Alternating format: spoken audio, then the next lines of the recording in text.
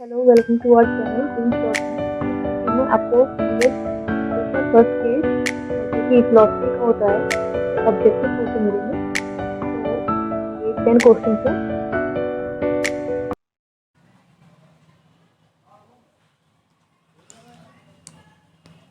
दर्शन के मुख्य विभाग तत्व मीमांसा, ज्ञान मीमांसा और थर्ड कौन सा है? तो इसका आंसर हो जाएगा बी, मूल मीमांसा। ठीक है, फिर ये इंग्लिश में लिखा हुआ है, the 3 main division of philosophy are metaphysics, epistemology and third is axiology. ठीक है, ये answer B is the correct answer. Second question है, व्यापक अर्थों में वास्तविकता का अध्ययन ब्रह्मांड की तात्विक प्रवृत्ति की जांच और उसमें मौजूद चीज़ों को डैश के रूप में जाना जाता है। तो इसका आंसर हो जाएगा आपका ए पार्ट, तत्व मीमांसा। ठीक है, उसको इंग्लिश में पढ़ लेते हैं। The study of reality of the broadest sense and the equity into the elemental nature of the universe or the things in it is known as. इसका आंसर हो जाएगा A part, that is metaphysics. ठीक है, metaphysics के अंदर हम लोग तत्वों का ज्ञान करते हैं, मीन्स मटेरियल के बारे में पढ़ते हैं।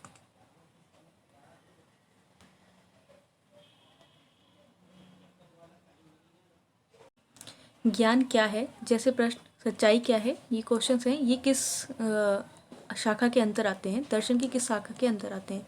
तो इसका आंसर हो जाएगा शी पार्ट, ज्ञान मीमांसा के अंतर्गत आते हैं। फिर आपका third question, what is knowledge? इसी को इंग्लिश में दे दिया गया है, like what is knowledge, what is truth. तो फिर ये किसके अंदर आते हैं?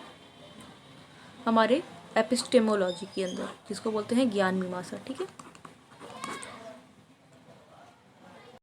सुकरात के लिए बिना जांचे परखे जीवन एक त्रासदी है क्योंकि इससे डैश को गंभीर नुकसान होता है। तो ऑप्शन ए है राज, दूसरा ऑप्शन है न्याय प्रणाली, तीसरा ऑप्शन है शरीर और चौथा ऑप्शन है आत्मा। तो इसका सही जवाब हो जाएगा आत्मा। ठीक है, आत्मा इज करेक्ट ऑप्शन। ठीक है, फिर है for Socrates an unexamined life is tragedy because it is resulted in the grievous harm to. Answer will be sure. सुकरात के लिए आत्मा डैश की कमी से आहत होती है। तो आत्मा किसकी कमी से आहत होती है? ज्ञान, संपदा, समुदाय, साहस। तो इसका सही आंसर हो जाएगा ज्ञान। ठीक है, option A will be the correct answer. फिर इसे इंग्लिश में, for Socrates the soul is harmed by the lack of knowledge. ठीक है, एक सवाल जवाब समाज जिसमें प्रस्तावों को उजागर करने के लिए व्यवस्थित रूप से जांच की जाती है, सत्य डैश के रूप में जाना जाता है। तो इसका ऑप्शन है एक विवाद, सुकराती विधि, सुकराती मजाक, बहस। तो option B will be the right answer, सुकराती विधि। ठीक है, फिर इसको इंग्लिश में देख लेंगे, an argument, Socratic method and the Socratic jest and a debate. तो फिर इसका इंग्लिश में भी बी आंसर सही हो जाएगा, इसको बोलते हैं Socrates method.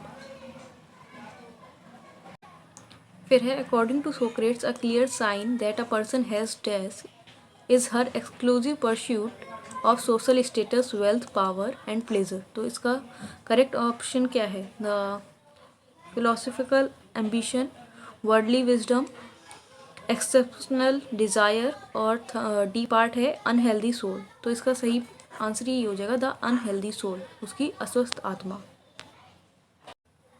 The famous statement an unexamined life is not worth living is attribute to, मतलब ये लाइन्स किसने बोली हैं? तो ये लाइन्स सोक्रेट्स ने बोली हैं। तो answer will be C will be correct. Okay, philosophy में एक प्रिंसिपल है जिसको बोलते हैं इंटेलेक्चुअल मिडवाइफ, मतलब बौद्धिक दाई का काम। इस सिद्धांत को किसने दिया था? बौद्धिक दाई का काम, और इंग्लिश में बोलते हैं इंटेलेक्चुअल मिड वाइफरी। तो इस सिद्धांत को किसने दिया था? Ninth part will be C, D option will be correct, Socrates ने दिया था। ठीक है, मिड वाइफरी का सिद्धांत सोक्रेट्स ने दिया था। उसके बाद है गणतंत्र की लेखक कौन है? गणतंत्र एक बुक है जिसके लेखक कौन है? तो इसका आंसर क्या हो जाएगा? इसका आंसर हो जाएगा प्लेटो। ठीक है, Plato will be the correct answer. Plato ने गणतंत्र बुक लिखी थी। ठीक है, Plato was the author of this republic. Okay, English में रिपब्लिक बोलते हैं, republic Plato. Okay, thanks for watching.